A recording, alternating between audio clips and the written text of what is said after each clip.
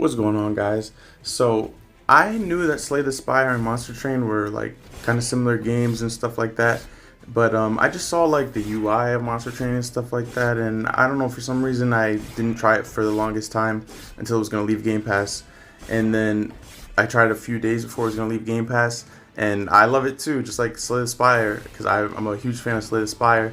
So I don't know why I didn't try this earlier. It was on Game Pass for like 3 years, and then I finally gave it a try, and then I'm like, shit, it's gonna leave, and then I don't get to play it anymore. That sucks. So if you're like me and you love Slay the Spire, you really gotta definitely give this game a try because it's just very awesome. They're very similar. They even have like the relics that you see at the top there. Those are relics just like Slay the Spire has.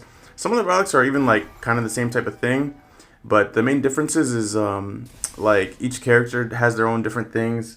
I mean, they do in Slay the Spire too, but like you actually put the units, like they're called units in this, instead of just like one character that you have different units, and then the different cards you have like spells or units and stuff like that.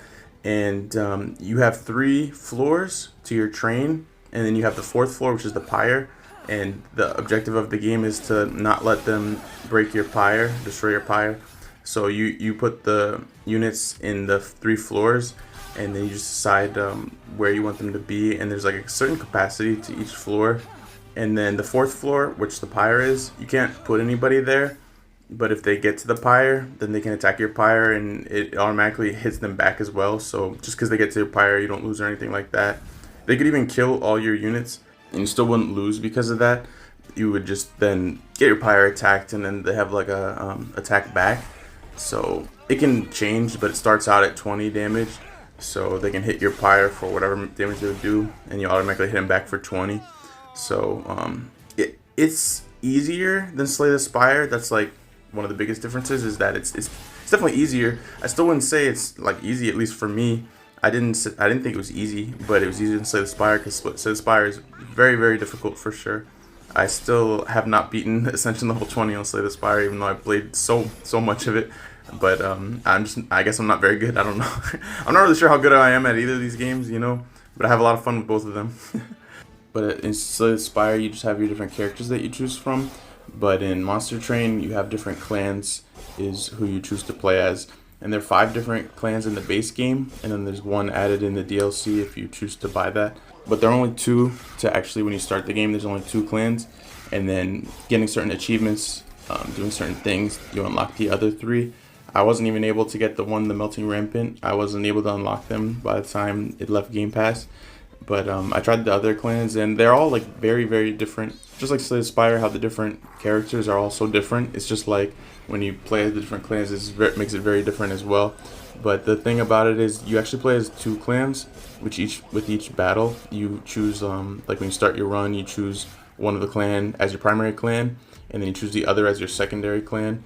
And the primary clan gets more XP, and that's who you use as your champion. See this one there at the bottom there, this big guy that was my champion with this clan. But there's like 2 champions to each clan as well. So even that, there's actually a lot of variety to able to upgrade your champion as well. And there's like 3 different titles that they can have, because they can do like 3 different types of things. And so then you can even mix them together and stuff like that. So you can have a lot of different outcomes for just even your champion, let alone every other card that you can get, and relics and everything to make your run very different, you know. And I honestly couldn't tell you which game I like better. I'm not sure which one I like better. I mean, I played Slay the Spire first, you know, so there'd be a little bit of like bias towards that. But I couldn't even tell you that I like that better. I'm not really sure, you know. They're very similar, but then also different. Like here you're able to upgrade your units, which is really awesome. This is what the shop looks like, and you're able to upgrade your units. But they also have different shops to upgrade your spells as well, so you can upgrade your cards as well. So it just makes a lot of differences. There's like different ones. There's also spikes in this game, which is the same thing as thorns from Slay the Spire, which I was a big fan of thorns. I always like that they attack you and then they get hurt back from it. Anyway, it's called Monster Train because you actually play as the monsters.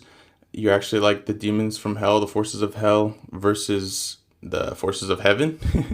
Which is definitely different, you know. Usually it'd be the opposite. So when it started, I was like, wait, am I the demons? And I was like, what the hell? So I very much was addicted to the game, and I hope they add it back to Game Pass.